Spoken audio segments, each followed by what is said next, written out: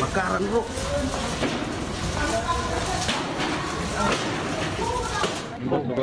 Beginilah peristiwa kebakaran yang terjadi di sebuah rumah sakit umum di Kabupaten Gorontalo, di mana api semakin membesar di bagian gedung keuangan Rumah Sakit Dunda Limboto hingga membuat warga sekitar panik.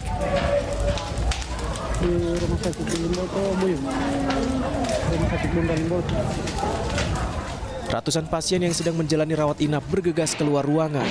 Warga yang melakukan kunjungan pun berhamburan, melakukan penyelamatan diri dan langsung bergegas memindahkan kendaraan dari dalam area parkir rumah sakit.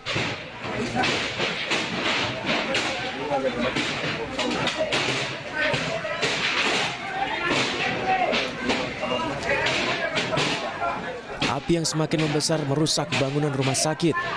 Belum diketahui pasti dari mana sumber api. Hingga saat ini 1 unit mobil pemadam kebakaran berada di lokasi untuk melakukan pemadaman. Dari Kabupaten Gorontalo, Faradila Alim, iNews melaporkan.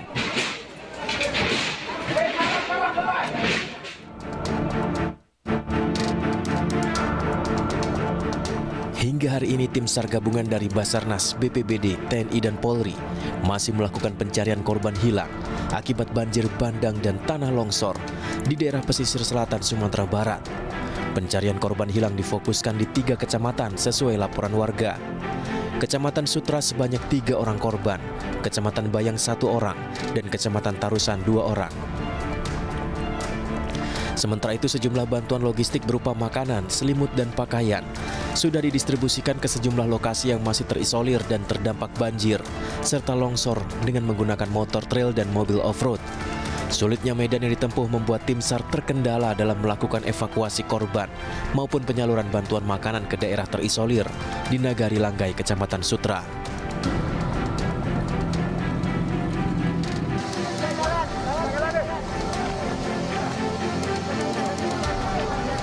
Sementara itu, perkembangan terkini, 2 korban meninggal dunia ditemukan di Sungai Lundang, Kecamatan Koto 11 Tarusan. Kedua jenazah dievakuasi dan dibawa ke Rumah Sakit Umum Daerah Muhammad Zain Painan untuk proses identifikasi. Kedua korban diduga merupakan pengemudi salah satu kendaraan roda 4 yang hanyut diterjang banjir bandang di daerah Tarusan. Banjir bandang yang melanda daerah Tarusan ini mengakibatkan 4 unit kendaraan roda 4 hanyut terseret arus banjir bandang. 9 orang diantaranya ditemukan meninggal dunia.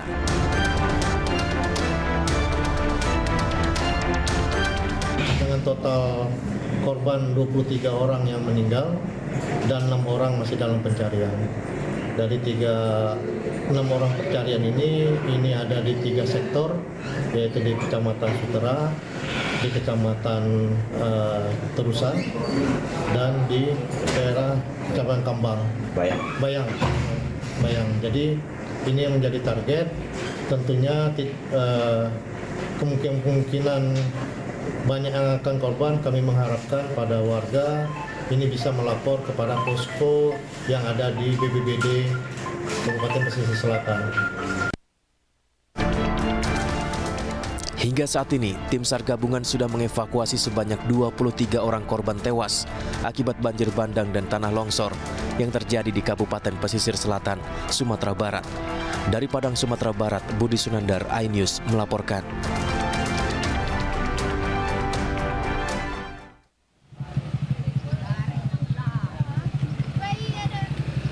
Seperti inilah kondisi jembatan yang menghubungkan Desa Lubuk Nyiur Ampek Koto Mudiak dengan Desa Taratak Tampati Ampek Koto Mudiak di Kecamatan Batang Kapas, Kabupaten Pesisir Selatan, Sumatera Barat. Jembatan ini mengalami kerusakan parah usai diterjang banjir bandang dan tanah longsor. Jembatan yang amblas ini tidak bisa dilalui kendaraan hingga mengganggu proses penyaluran distribusi bantuan. Warga secara swadaya membuat jalur penghubung dengan papan kayu agar jembatan bisa dilewati motor dan pejalan kaki.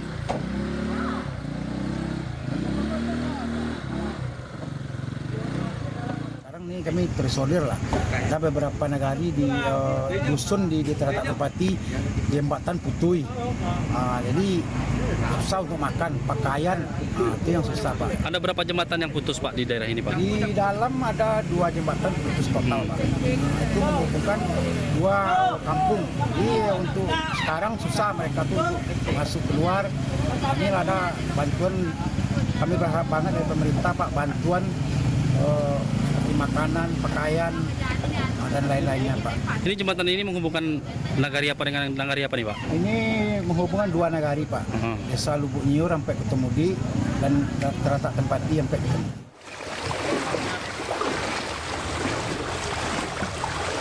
Banjir sedalam 50 cm hingga 1 meter masih merendam ribuan rumah warga yang tersebar di 4 kecamatan Kota Palangkaraya, Kalimantan Tengah.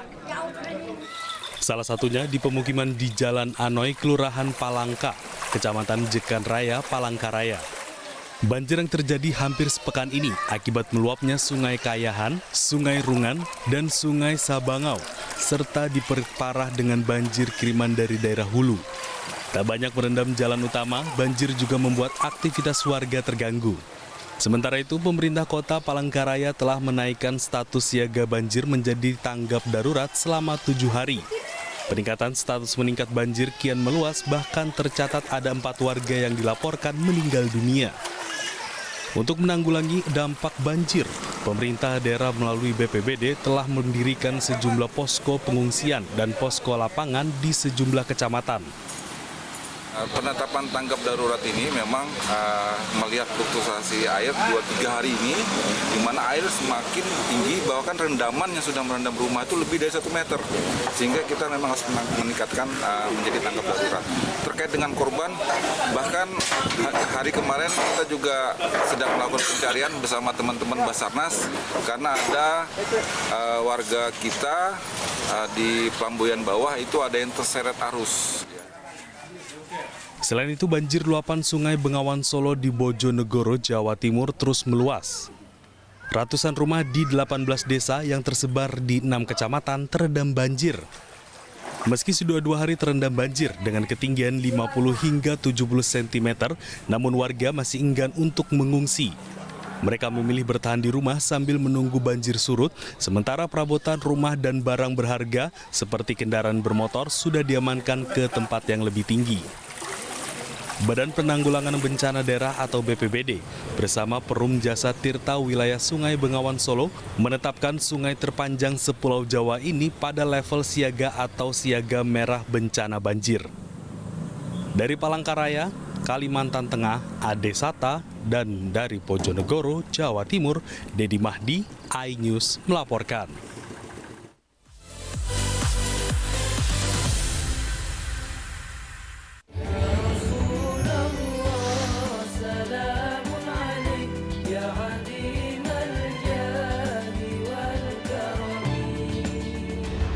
Nikmatnya Ramadan hanya di iNews. Menyoroti kecurangan. PTS ini bukan soal korupsi. Itu ditemukan, itu fakta yang ditemukan di lapangan. Menyuarakan keadilan. Melarikan diri melalui sungai. Wilayah tidak tersentuh oleh negara. Laporan mendalam dan eksklusif. Saya akan tunjukkan kepada Anda. Mario Dandi, rebutan perempuan, gimana Ken? AB Plus setiap minggu pukul 8 pagi di iNews. Saya Aiman Wicaksono. Saya akan mengupas tuntas malam ini. Saya mendapatkan kesempatan secara eksklusif. Bismillah, walaupun itu teman. 4 miliar dalam 1 jam itu nggak sulit. Betul. The Prime Show with Aiman setiap Rabu pukul 8:30 malam. Saya Prabowo Revolusi, kita berbagi cerita. Rupanya konspirasi itu ini. Oh iya. Apakah jadi capres? Kita setuju. Sebetulnya saya ini untuk menjadi presiden, saya harus siap. Konspirasi Prabu setiap Rabu pukul 9:30 malam. Selamat datang di iNews Today. Lengkapi pagi Anda dengan update informasi terkini. Apa penyebabnya? Apakah karena aspal? Ruas jalan ini ambles membentuk lubang. Boleh nggak sih dikasih senjata? Nggak boleh. Saya punya Di bawah supervisor. Kita akan langsung bergabung bersama Giselia Nurrahmat. Sejumlah bahan pokok mulai mengalami kenaikan. iNews Today, setiap Senin sampai Jumat pukul 10 pagi di iNews.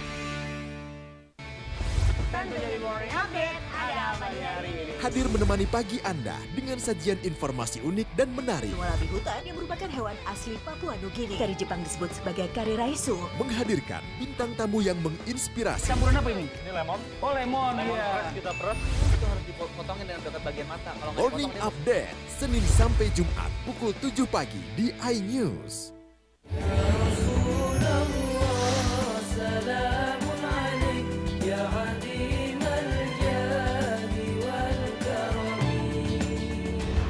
Nikmatnya Ramadan hanya di iNews.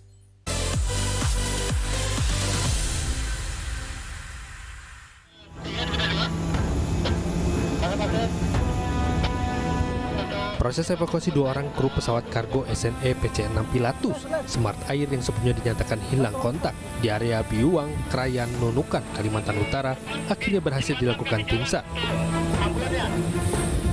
Proses evakuasi yang dilakukan sejak Minggu pagi hingga sore berjalan mulus dengan personil SAR dengan dibantu pesawat heli Caracal milik TNI Angkatan Udara. Namun pada ditemukan salah seorang kru pesawat yakni teknisi bernama Denny telah meninggal dunia, sedangkan pilot pesawat Muhammad Yusuf ditemukan selamat namun mengalami luka pada tubuhnya dan dievakuasi ke rumah sakit umum daerah. 2 orang kru dari Papa Kilo Sierra November Echo milik Smart Air, walaupun dalam kondisi yang satu kami nyatakan meninggal ya, untuk teknisi dan pilot kami nyatakan masih dalam kondisi hidup dan saat ini melaksanakan perawatan. Nanti akan tim medis yang akan menilai apakah bisa ditangani utarakan atau kita rujuk ke rumah sakit yang lebih mampu menangani. Sebelumnya pesawat kargo yang membawa kebutuhan pokok atau sembako dari Tarakan menuju Binuang, Kalimantan Utara hilang kontak pada Jumat siang. Dari tim liputan iNews melaporkan.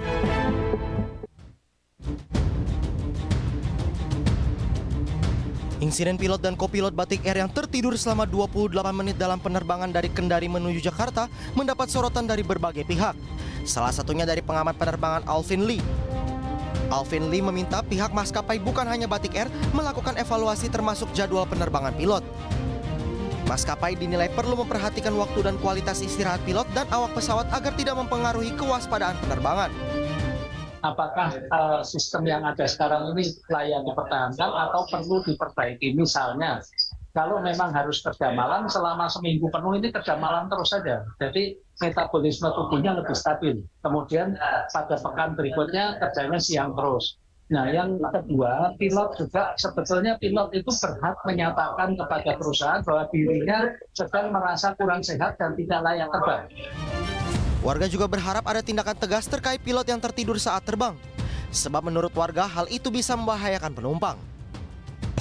Seharusnya dari pihak maskapai ataupun dengan pihak Kemenhub sendiri memberikan sanksi untuk hal tersebut karena tentu sudah melanggar prosedur pastinya Mbak dan akan membahayakan untuk aviasi yang berikutnya. Jadi menurut saya perlu ditindaklanjuti lebih. Ya, cuman itu bisa jadi kelalaian dari pilot dan co-pilotnya sendiri. Harusnya dari Batik Air-nya itu melanjutkan dengan investigasi kenapa bisa si pilot dan co-pilotnya ketiduran kayak gitu. Apakah karena faktor kelelahan dan segala macam gitu. Pilot dan kopilot Batik Air tertidur saat mereka mengoperasikan pesawat dengan rute penerbangan dari Kendari ke Jakarta pada 25 Januari 2024. Pilot meminta izin untuk tidur kepada kopilot sehingga kemudi pesawat diambil oleh kopilot. Namun setelah 1 menit melakukan kontak dengan Jakarta, secara tidak sengaja kopilot itu juga tertidur. Beruntung pesawat yang mereka kemudikan bisa mendarat dengan selamat di Jakarta. Sementara itu Kementerian Perhubungan juga memberikan teguran keras kepada maskapai Batik Air. KNKT menyebut insiden ini sebagai kejadian serius yang berdampak pada kesalahan navigasi. Publik menunggu sanksi dan evaluasi yang jelas dari pihak terkait agar kejadian serupa tidak terulang terutama di masa mudik lebaran tahun 2024. Direktorat Jenderal Perhubungan Udara telah memberikan teguran keras kepada pihak Batik Air dan akan melakukan investigasi secara khusus terkait kasus ini. Kami tentu memberikan perhatian yang sangat besar terhadap waktu dan kualitas istirahat para pilot dan awak pesawat lainnya yang dapat mempengaruhi kewaspadaan dalam penerbangan. Kami juga akan melakukan investigasi dan review terhadap night flight operation di Indonesia terkait dengan fatigue risk management atau manajemen risiko atas kelelahan untuk Batik Air dan juga untuk operator penerbangan yang ada di Indonesia. Selanjutnya kami informasikan bahwa pilot dan co-pilot Batik Air ini telah di-grounded oleh pihak maskapai sesuai dengan SOP internal yang berlaku. Dan untuk investigasi lebih lanjut, Direktorat Jenderal Perhubungan Udara akan mengirimkan inspektur penerbangan yang menangani Resolusi of Safety Issue atau RSI untuk menemukan akar permasalahannya dan merekomendasikan tindakan mitigasi terkait kasus ini kepada operator penerbangan dan pengawasnya.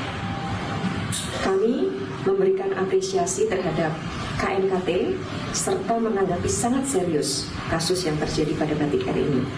Kami tegaskan bahwa sanksi akan diberlakukan sesuai dengan hasil investigasi yang ditemukan oleh tim investigator.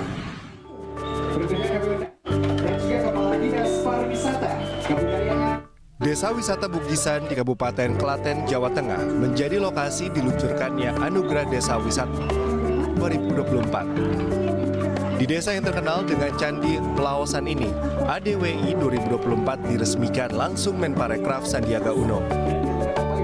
Pembukaan ditandai dengan seremoni pemecahan kendi dan membunyikan kentongan yang diikuti arak-arakan gunungan hasil bumi untuk diperebutkan warga.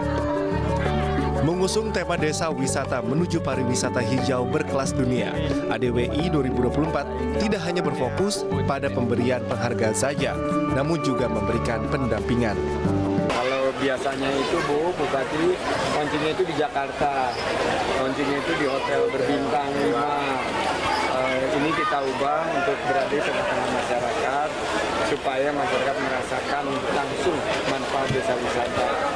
Kabupaten Klaten itu dijadikan tempat launching ADWI 2024. Semoga menambah magnet tersendiri untuk para wisatawan untuk datang ke Klaten. Sementara itu di Magelang, Sandiaga Uno menghadiri temu sapa peserta inkubasi kuliner Borobudur. Program ini telah berhasil meningkatkan hasil produksi dan menjangkau pasar luar negeri. Selama 6 bulan ya Mas, 6 bulan dikasih pelatihan, ada event-event juga, kita ada online, offline, berkembang sekali, ada impact sekali ke usaha kami, omset kami naik, penjualan kami bisa meluas juga sampai ke beberapa negara juga. Dalam kesempatan ini, Sandi juga mendorong peserta untuk terus berinovasi dan meningkatkan produksi agar masuk ke dalam ekosistem ekspor. Tim Liputan iNews melaporkan. Hari ini umat Hindu di Bali merayakan Hari Raya Nyepi menyambut Tahun Baru Saka 1946, di mana seluruh aktivitas terhenti dan warga berdiam diri di rumah untuk melaksanakan catur berata penyepian. Kendaraan pun tak ada yang melintas di beberapa ruas jalan. Ritual ini sebagai bentuk menetralisir kekuatan buta kala atau kekuatan negatif. Ritual dilakukan selama 24 jam, dimulai sejak pukul 6 pagi hingga esok. Bahkan pemerintah setempat membatasi layanan akses seluler agar umat lebih khusyuk dalam penyepian. Amati karya bahwa umat Hindu tidak melaksanakan suatu pekerjaan, tetapi dalam pikiran yang hening, dalam sikap yang tenang untuk merenungi setahun yang sudah lewat dan setahun yang akan datang ini. Yang kedua ada disebut dengan amati geni. Dalam wujud kasat mata tidak ada penyalaan api. Sementara itu, Bandara Internasional I Gusti Ngurah Rai Badung Bali menghentikan seluruh aktivitasnya selama 24 jam. Ada 448 jadwal rute penerbangan domestik dan mancanegara, baik kedatangan maupun keberangkatan yang tidak bisa dilayani. Penutupan sementara operasional bandara ini berlangsung 24 jam terhitung mulai hari ini pukul 6 pagi waktu Indonesia Tengah. Sholat tarawih perdana berjamaah di Times Square, New York berjalan dengan lancar. Di pusat keramaian New York, sholat tarawih berlatar belakang layar iklan LED menyala terang menjadi ciri khas yang terlihat di Times Square. Tarawih kali ini mengundang antusiasme banyak muslim yang hadir. Lebih dari 100 orang ikut sholat berjamaah meski dalam kondisi cuaca yang sangat dingin dan berangin. Karena kondisi cuaca yang sangat dingin, terlihat jemaah mengikuti ibadah sholat tarawih dengan menggunakan jaket tebal.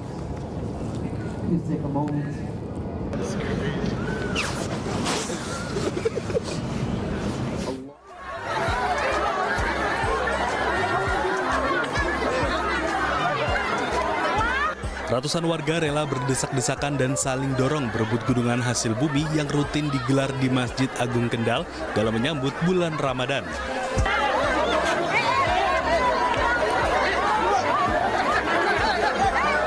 Dalam sekejap, 2 gunungan ketupat yang dirangkai dengan berbagai jenis sayuran dan buah-buahan hasil bumi habis diserbu warga yang antusias ingin mendapatkan berkah dari 2 gunungan tersebut.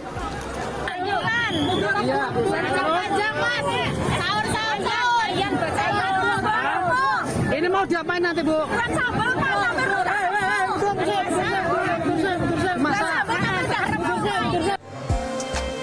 Tradisi kirap budaya Grebek Gunungan diikuti 600 peserta.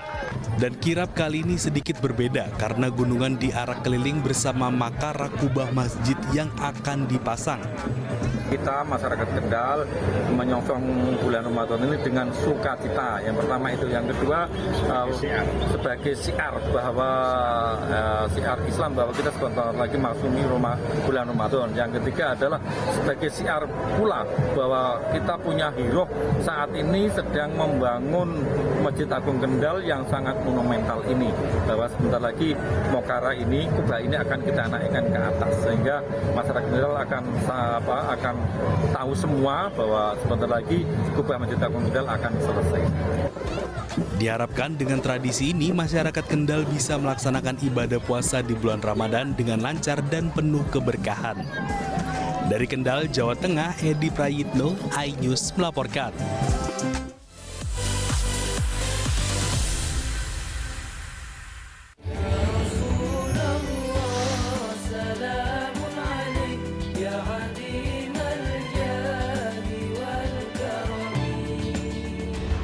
Nikmatnya Ramadan hanya di iNews. Menyoroti kecurangan. PTS ini bukan soal korupsi.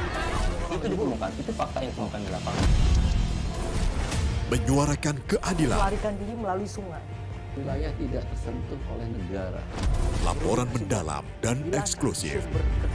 Saya akan tunjukkan kepada Anda. Mario Dandi, rebutan perempuan, gimana Ken? AB Plus setiap minggu pukul 8 pagi di iNews. Saya Aiman Wicaksono. Saya akan mengupas tuntas malam ini. Saya mendapatkan kesempatan secara eksklusif. Bismillah, walaupun itu teman. 4 miliar dalam 1 jam itu nggak sulit. Betul. The Prime Show with Aiman setiap Rabu pukul 8:30 malam. Saya Prabowo Revolusi, kita berbagi cerita. Rupanya konspirasi itu ini. Oh iya. Apakah jadi capres? Kita setuju. Sebetulnya saya ini untuk menjadi presiden, saya harus siap. Konspirasi Prabu setiap Rabu pukul 9:30 malam.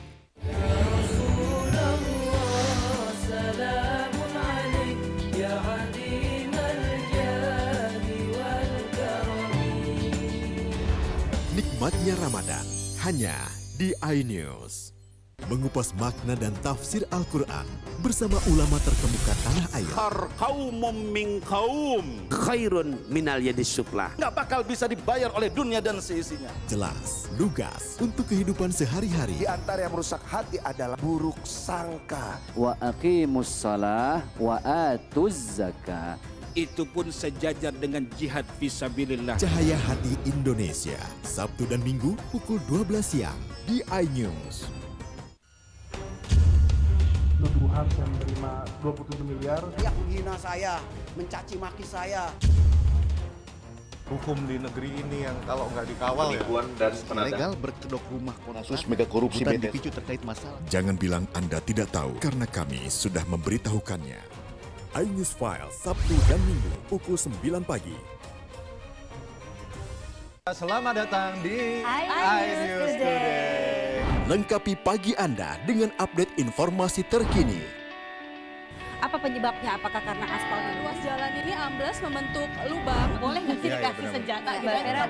Saya punya di bawah supervisor. Kita akan langsung bergabung bersama Giselia Nurahmat. Sejumlah bahan pokok mulai mengalami kenaikan. iNews Today setiap Senin sampai Jumat pukul 10 pagi di iNews.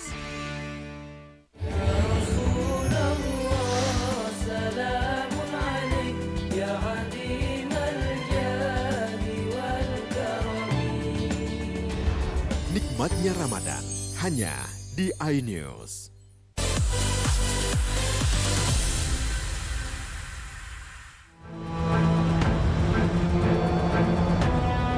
Harapan terjadinya gencatan senjata antara Israel dan Hamas pada bulan Ramadan pupus karena terhenti negosiasi.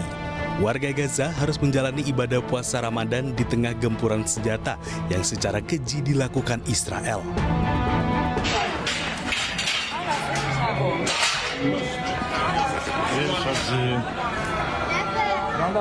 Perdana Menteri Israel Benjamin Netanyahu bahkan membatasi warga Palestina yang beribadah di Masjid Al-Aqsa selama bulan suci Ramadan. Namun pasukan Israel menyerang warga Palestina yang memasuki Masjid Al-Aqsa untuk melaksanakan ibadah sholat tarawih pertama di bulan Ramadan. Warga yang gagal ke Masjid Al-Aqsa akhirnya melaksanakan sholat tarawih di jalanan kota tua Yerusalem.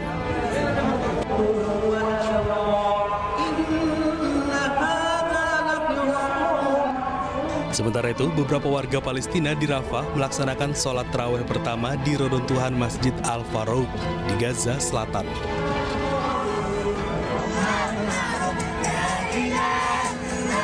Sedangkan para ibu dan anak-anak Palestina merayakan bulan suci Ramadan di pengungsian di Gaza Utara dan Rafah.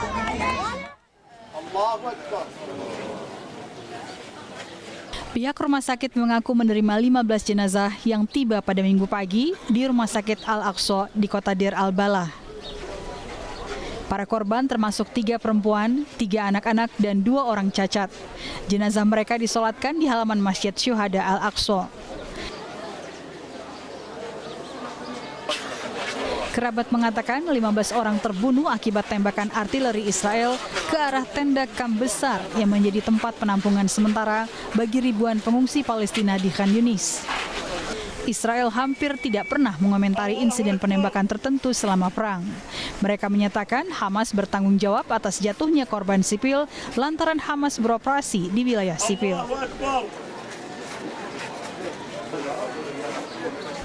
Kementerian Kesehatan di Gaza pada hari Minggu mengatakan setidaknya 31.045 warga Palestina telah terbunuh sejak perang dimulai pada 7 Oktober.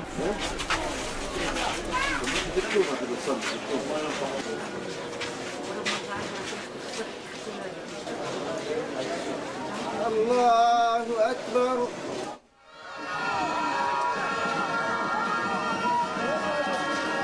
Meski sangat percaya diri dengan dukungan rakyat atas operasi militer di Gaza, pemerintah Israel semakin sering mendapatkan kritikan tajam terkait pembebasan ratusan warga yang masih disandera Hamas. Cara-cara yang ditempuh Perdana Menteri Benjamin Netanyahu dalam menangani perang melawan Hamas tidak luput dari kritikan para demonstran. Bahkan mereka menuntut diadakan pemilu baru. Aksi yang semula berlangsung damai segera berubah menjadi bentrokan antara massa pendemo dengan pasukan keamanan Israel. The only victory is to stop the war, to save the lives of 20 or 30,000 more innocent Gazans and more than 100 hostages that die daily and finish the war. And I hope Mr. Biden is brave enough and has the resolution to put his foot down and tell our poisonous Prime Minister to get to hell and to stop the war. Para demonstran menyerukan gencatan senjata sekaligus meminta Presiden Amerika Serikat Joe Biden agar berhenti mendukung Netanyahu. Bibi is now fighting against all the world. He doesn't have the support of Biden anymore. He doesn't have the support of the Britons. He doesn't have the support of French people. We need to change the government. We need to have the support of the world. Gencatan senjata semula diharapkan dapat dicapai sebelum dimulainya bulan Ramadan pekan ini. Namun kesepakatan ini tidak mendapatkan respon dari Israel. Hamas diyakini menyandera sekitar 100 orang warga Israel dan 30 lainnya ditangkap dalam serangan 7 Oktober. Sejumlah sandera telah dibebaskan dalam gencatan senjata selama sepekan pada bulan November lalu.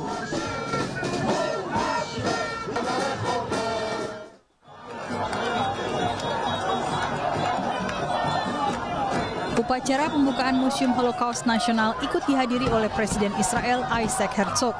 Kehadirannya mendorong para demonstran berkumpul di dekat museum untuk mengajukan protes atas operasi militer Israel di jalur Gaza.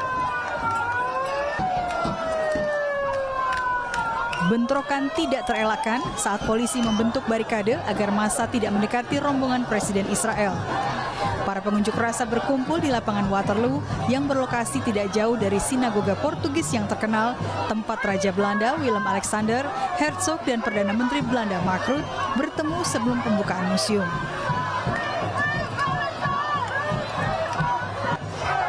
Para pendemo membawa bendera Palestina, mengalungkan kafiah Arab di leher mereka, dan berteriak menyerukan, "Bebaskan Palestina." Museum Holocaust Nasional di Amsterdam menceritakan kisah sekitar 102.000 orang Yahudi yang dideportasi dari Belanda dan dibunuh di kamp Nazi. Museum tersebut juga memuat sejarah penganiayaan struktural warga Yahudi di bawah pendudukan Jerman pada Perang Dunia Kedua sebelum deportasi dimulai.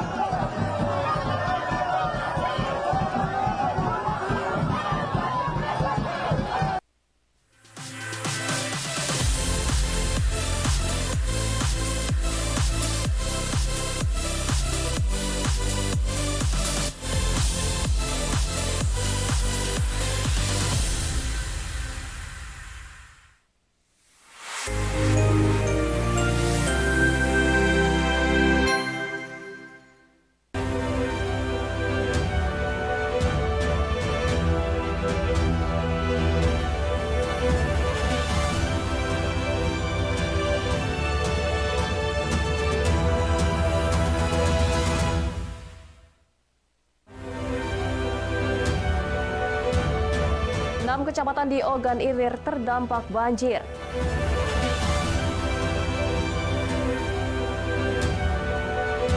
Mawardi Hartojoyo deklarasikan bertarung Pilgub Sumatera Selatan.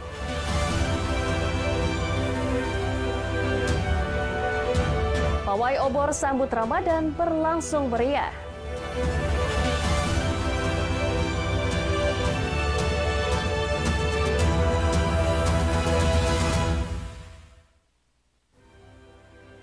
Selamat pagi, apa kabar pemirsa? Kembali News Somsel hadir menjumpai Anda hari ini Selasa 12 Maret 2024.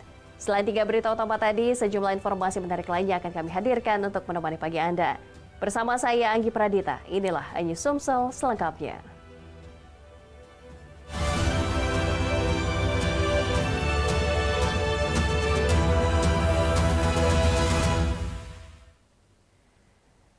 Di berita pertama pagi ini pemirsa, 6 kecamatan yang ada di Kabupaten Ogan Ilir terdampak banjir.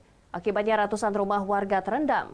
Pemkab Ogan Ilir menyiapkan dapur umum dan tempat pengungsian.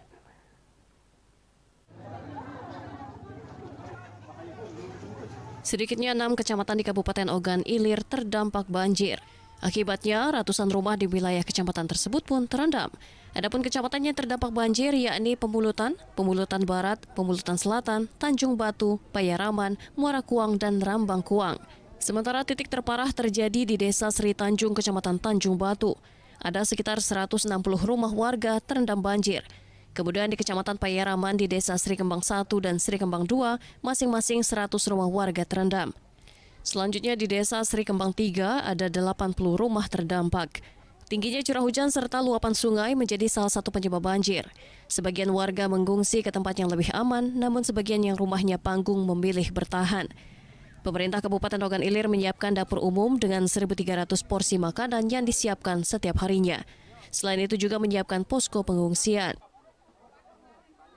Untuk tadi kurang lebih ada 100 lebih ya, Skrimbang 2 dan Skrimbang 3, rata-rata di atas 100 kecuali Skrimbang 3, tadi 80 rumah. Termasuk Sri Tanjung juga, berdasarkan laporan ada ratus rumah. 160 rumah. Pak, ini apa yang terparah di OI, Pak? Yang untuk sementara, karena kita ini kan pasang surut itu biasa di setiap tahun. Nah, tapi kebenaran di Sri Kembang ini salah satu yang terparah. Masyarakat dihimbau waspada terhadap bahaya banjir agar semua selamat.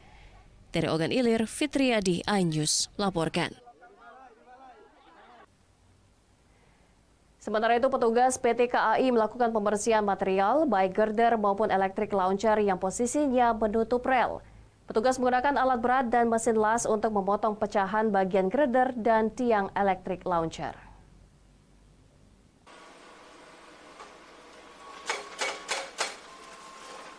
Pihak PT KAI bekerja cepat membersihkan material girder dan juga tiang launcher yang posisinya menutup lintasan rel.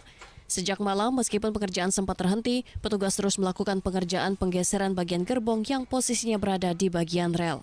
Petugas menggunakan alat berat memecah bagian girder hingga pecahan kecil.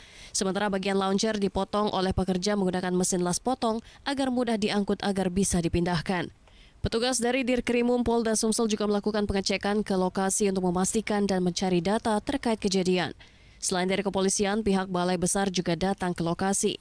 Sementara dari informasi, pihak perusahaan pengerjaan proyek flyover, yakni PT Riki Kencana Sukses Mandiri, dan pihak-pihak terkait pengerjaan proyek dilakukan pemeriksaan di Polres Muara Enim. Jadi beberapa tim dari ahli sudah cek ke lokasi terkait dengan launcher maupun yang beton yang ambruk. Ada beberapa yang sudah diambil sampelnya oleh tim dari komisi, tim ahli yang datang ke sini. Kalau hasil belum diketahui, Bang, ya? Masih diolah, masih diproses untuk hasilnya tidak akan disampaikan. Girder flyover tersebut jatuh Kamis kemarin menelan 2 korban jiwa pekerja dan 7 pekerja luka-luka. Dari Muara Enim, Edwin Syah Satria, iNews melaporkan.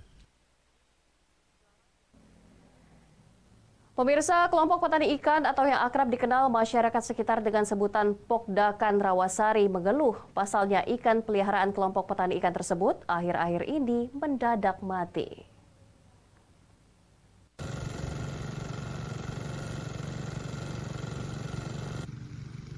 Ikan patin salah satu makanan yang digemari oleh masyarakat Kabupaten Oku Timur.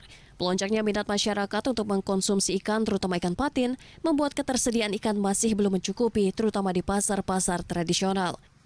Memasuki bulan keempat pembudidayaan ikan, kelompok petani ikan tersebut mengalami kendala. Ikan yang mereka budidayakan satu persatu ditemukan mati tanpa sebab yang pasti. Dugaan sementara para kelompok petani, ikan tersebut terkena penyakit atau virus yang menyebabkan kematian. Dalam satu hari, tingkat kematian mencapai 20 ekor lebih. Ikan yang mati pun memiliki luka jamur di sebagian tubuhnya. Para petani pun sudah melakukan beberapa upaya dengan cara memberikan vitamin, obat-obatan, dan memberikan sirkulasi air kolam, namun belum berhasil. Sekarang masih jadi beban bagi kami, mungkin nanti bisa jadi acuan dan bantuan dari pihak penyuluh perikanan. Karena yang pertama adalah iklim. Sekarang kondisi iklim di tempat kita memang sangat ekstrim sehingga kematian ikan cukup tinggi. Solusinya kita sudah berupaya melalui penyuluh perikanan, kita meminta tolong kepada kelompok budidaya ikan agar apabila saat-saat seperti ini, apabila turun hujan yang sangat deras, itu diusahakan untuk ikan itu dipuasakan dulu sehingga ikan tidak makan dan dia akan bisa makan makanan yang ada di sekitar dia. Masyarakat yang tergabung dalam kelompok petani ikan berharap ada bantuan dari pihak terkait untuk membantu mengatasi kematian ikan. Dari Oku Timur, Jatmiko Francisco, iNews melaporkan. Mawardi Hardojoyo deklarasikan bertarung Pilgub Sumsel. Informasinya akan kami hadirkan selesai jeda.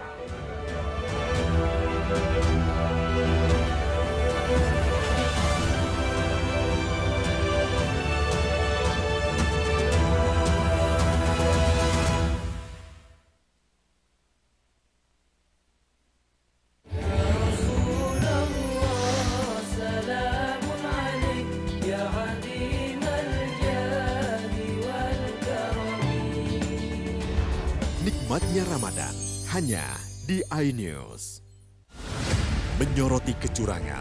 PTS ini bukan soal korupsi. Itu ditemukan, itu fakta yang ditemukan di lapangan. Menyuarakan keadilan. Melarikan diri melalui sungai. Wilayah tidak tersentuh oleh negara. Laporan mendalam dan eksklusif. Saya akan tunjukkan kepada Anda. Mario Dandi, rebutan perempuan. Gimana, Ken? AB Plus setiap minggu pukul 8 pagi di iNews. Saya Aiman Wicaksono. Saya akan mengupas tuntas malam ini. Saya mendapatkan kesempatan secara eksklusif. Bismillah, walaupun itu teman. 4 miliar dalam 1 jam itu nggak sulit. Betul. The Prime Show with Aiman setiap Rabu pukul 8:30 malam. Saya Prabowo Revolusi, kita berbagi cerita. Rupanya konspirasi itu ini. Oh iya. Apakah jadi capres? Kita setuju. Sebetulnya saya ini untuk menjadi presiden, saya harus siap. Konspirasi Prabu setiap Rabu pukul 9:30 malam.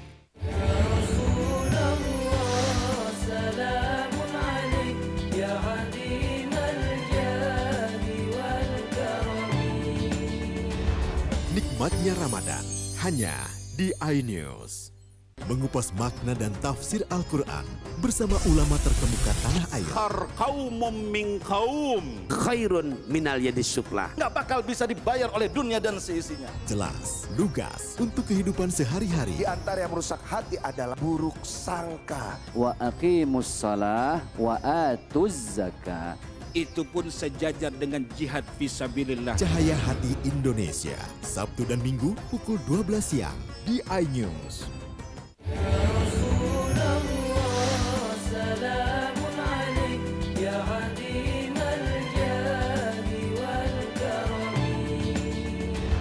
Nikmatnya Ramadan hanya di iNews.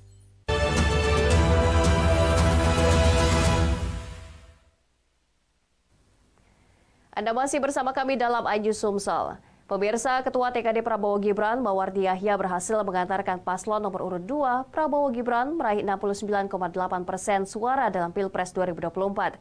Usai kemenangan ini, Mawardi Yahya mendeklarasikan diri maju sebagai bakal calon gubernur Sumsel, menggandeng mantan wali kota Palembang, Harno Joyo.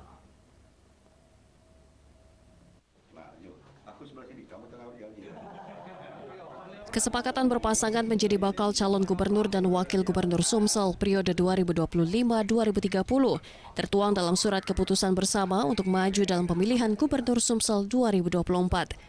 Mantan wakil gubernur Sumsel Mawardi Yahya mengatakan Partai Gerindra langsung fokus dalam persiapan pilkada serentak yang akan berlangsung pada November 2024 mendatang. Mawardi meminta restu warga Sumsel untuk bersaing dalam pilkada dan berjanji lebih memajukan Sumatera Selatan. Mawardi menjelaskan pilihan jatuhnya nama Harno Joyo yang akan mendampingi berdasarkan rekam jejak politikus Demokrat Sumsel ini. Harno Joyo yang pernah menjabat Ketua DPRD Palembang dan Wali Kota Palembang 2 periode, diyakini mampu berkolaborasi dalam program-program yang akan ditawarkan kepada masyarakat. Sementara bakal calon Wagub Sumsel Harno Joyo menerima pinangan ini dan siap memenangkan pemilihan Gubernur Sumsel. Di sisi lain, bakal paslon ini menunjuk mantan Gubernur Sumsel Syahrial Usman menjadi ketua tim pemenangan Mawardi Harno Joyo. Kesepakatan dalam rangka untuk mencalonkan diri sebagai Kepala Daerah Provinsi Sumatera Selatan. Saya sebagai calon gubernur Sumatera Selatan dan Pak Harno sebagai calon wakil gubernur Sumatera Selatan. Sebab itu kami mohon doa supaya dalam perjuangan kami ini insya Allah nantinya selalu dalam ridho Allah Subhanahu wa taala akan memberikan yang terbaik nantinya untuk Sumatera Selatan ini. Kebahagiaan bagi saya pribadi diajak oleh Pak Mawardi mendampingi beliau untuk memimpin Sumatera Selatan ke depan. Tentu pada saat ini kami mohon doa dan restu. Karena teman-teman media, masyarakat Sumatera Selatan mudah-mudahan perjuangan kami ini bisa berhasil tanpa halangan apapun. Amin. Dengan arahan dari Pak Mawardi, arahan dari Pak Harno juga sebagai calon gubernur dan calon wakil gubernur, saya tetap untuk menjalankannya. Tetapi ada improvisasi lapangan, saya kira ini ada satu kebodohan biasa dalam perjuangan politik. Demikian mohon bantuannya kawan-kawan pers. Sudah lama kita bergaul, puluhan tahun kita bergaul ya. Tapi sudah berarti tentu kawan-kawan sekalian sudah tahu di mana posisi Pak Wardi Yahya ini. Disinggung hubungan dengan pasangan sebelumnya, yakni mantan Gubernur Sumsel Herman Deru. Mawardi meyakinkan dalam 5 tahun memimpin Sumsel, ia bahu-membahu membangun Sumsel dengan sinergi, meski kini ia mengambil sikap politik sendiri. Dari Palembang, Bambang Irawan, iNews melaporkan. Pemirsa, adanya indikasi dugaan kecurangan pemilu, Dewan Pakar Partai Nasdem melaporkan Panwas dan Pemilihan Kecamatan atau PPK di Kabupaten Muara Enim ke Bawaslu Sumatera Selatan. Pasalnya jumlah mata pilih di satu kecamatan justru lebih dari 2% dari jumlah suara.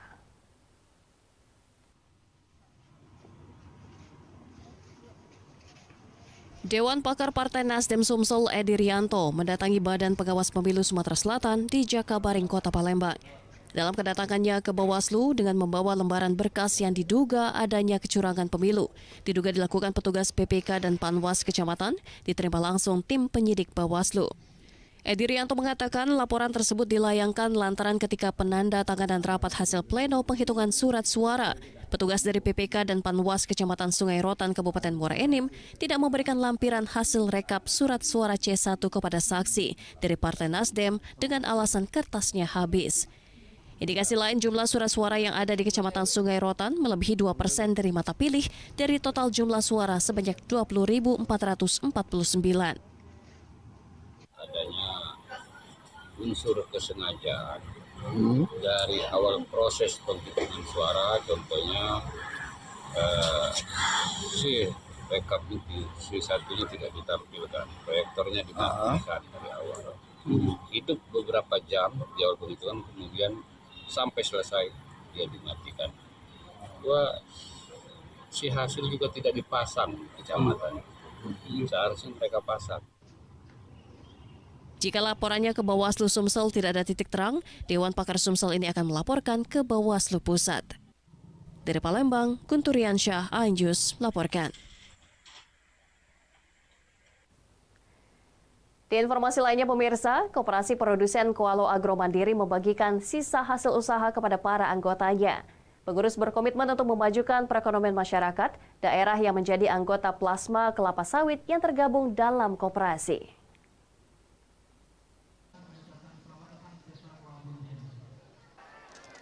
Warga desa Kualo Puntian, Kecamatan Tanjung Lagu, Banyuasin yang tergabung dalam Koperasi Produsen Kualo Agro Mandiri mendapatkan dana dari sisa hasil usaha melalui rapat tahunan anggota. Sebanyak 432 anggota yang tergabung dalam koperasi diharapkan akan terus bertambah karena perusahaan perkebunan sawit berkomitmen akan memajukan perekonomian masyarakat petani plasma. Pengelola koperasi akan tetap transparan dalam mengatur pembelian dan penjualan buah kelapa sawit dari petani plasma ke perusahaan, serta membantu masyarakat bekerja sama dengan perusahaan memberikan kontribusi kepada petani mulai dari pembibitan, pupuk, hingga panen.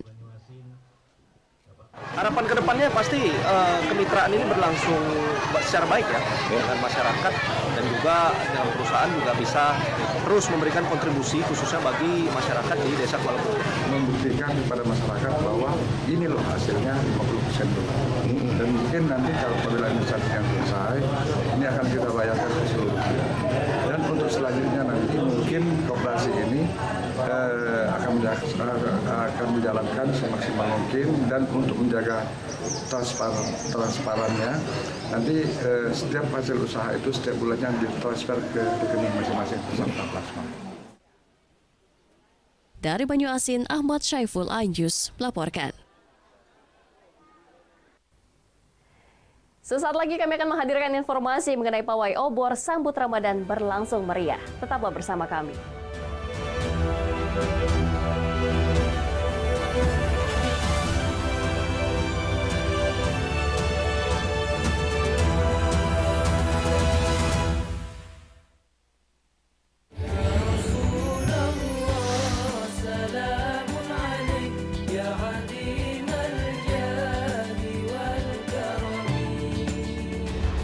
Nikmatnya Ramadan hanya di iNews. menyoroti kecurangan, PTS ini bukan soal korupsi. Itu ditemukan, itu fakta yang ditemukan di lapangan. menyuarakan keadilan, melarikan diri melalui sungai. Wilayah tidak tersentuh oleh negara. laporan mendalam dan eksklusif. Saya akan tunjukkan kepada Anda. Mario Dandi, rebutan perempuan. Gimana, Gen? AB Plus setiap minggu pukul 8 pagi di iNews. Saya Aiman Wicaksono. Saya akan mengupas tuntas malam ini. Saya mendapatkan kesempatan secara eksklusif. Bismillah, walaupun itu teman. 4 miliar dalam 1 jam itu nggak sulit. Betul. The Prime Show with Aiman setiap Rabu pukul 8:30 malam. Saya Prabowo Revolusi. Kita berbagi cerita. Rupanya konspirasi itu ini. Oh iya. Apakah jadi capres? Kita setuju. Sebetulnya saya ini untuk menjadi presiden, saya harus siap. Konspirasi Prabu setiap Rabu pukul 9:30 malam. Mengupas makna dan tafsir Al-Quran bersama ulama terkemuka tanah air. Kaumum min kaum khairun minal yadis sufla. Nggak bakal bisa dibayar oleh dunia dan seisinya. Jelas, lugas untuk kehidupan sehari-hari. Di antara yang merusak hati adalah buruk sangka. Wa aqimus shalah wa atuz zakah. Itu pun sejajar dengan jihad fisabilillah. Cahaya Hati Indonesia, Sabtu dan Minggu pukul 12 siang di iNews. Tuduhan saya menerima 27 miliar. Yang menghina saya, mencaci maki saya.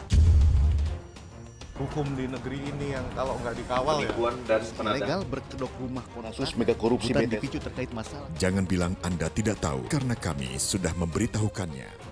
iNews File Sabtu dan Minggu pukul 9 pagi. Selamat datang di iNews Today. Lengkapi pagi Anda dengan update informasi terkini. Apa penyebabnya? Apakah karena aspalnya? Ruas jalan ini amblas membentuk lubang. Boleh nggak sih dikasih senjata? Nggak boleh. Saya punya di bawah supervisor.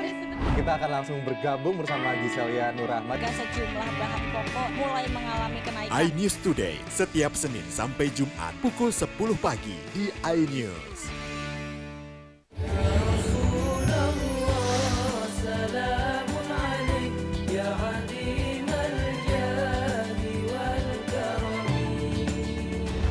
Nikmatnya Ramadan hanya di iNews.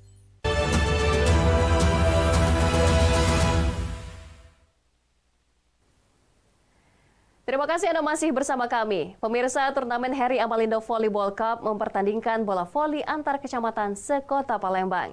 Pecinta bola voli menyambut antusias turnamen tersebut.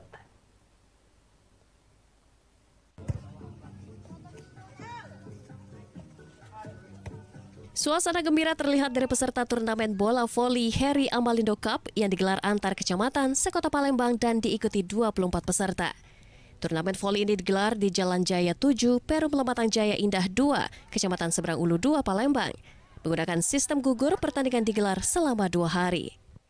Tim dari Wan Asri berhasil meraih juara pertama, diikuti David VB sebagai peringkat kedua, sedangkan peringkat ketiga diraih DVCA dan peringkat 4 RBSVC. Kita mengadakan lomba voli Heri Amalindo Cup yang kita mulai dari hari Sabtu kemarin sampai dengan hari ini final. Pesertanya dari mana saja? Pesertanya selain dari kecamatan yang ada di Kota Palembang, tentu juga ada dari tim dari Banyasin dan juga Ogan Ilir. Untuk hadiah-hadiahnya apa saja? Dengan hadiah-hadiahnya ada trofi dengan ada uang tunai juga, baik juara 1, 2, 3, dan 4. Alhamdulillah berkat kawan-kawan yang bekerja keras di lapangan berhasil dengan juara 1.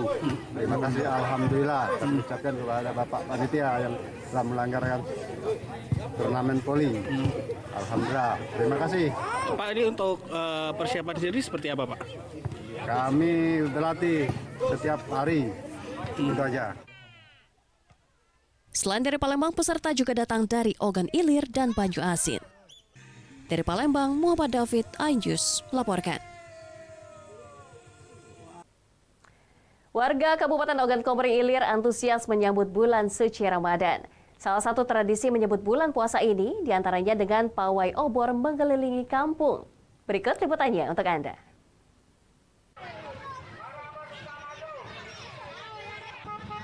Marhaban ya Ramadan, antusias masyarakat begitu tinggi menyambut bulan suci ini. Pawai obor menjadi salah satu tradisi yang dilakukan masyarakat desa Ulak Jermun, Kecamatan Sirah, Pulau Padang, Kabupaten Oki saat menyambut bulan puasa. Hampir seluruh masyarakat desa dari semua kalangan, baik anak-anak, remaja hingga dewasa, laki-laki dan perempuan turun ke jalan membawa obor masing-masing keliling kampung. Gemerlapnya api obor tampak begitu indah, mewarnai suasana malam yang semakin larut. Kemacetan panjang pun tak bisa dielakkan karena pawai obor persis di sepanjang jalan raya. Panitia pun sigap mengatur lalu lintas agar lalu lintas tetap normal. Diakui kepala desa, pawai obor ini menjadi tradisi masyarakat yang sudah melekat turun-temurun saat menyambut bulan suci Ramadan. Dengan harapan mampu meningkatkan rasa keimanan dan ketakwaan, serta rasa kebersamaan antar warga.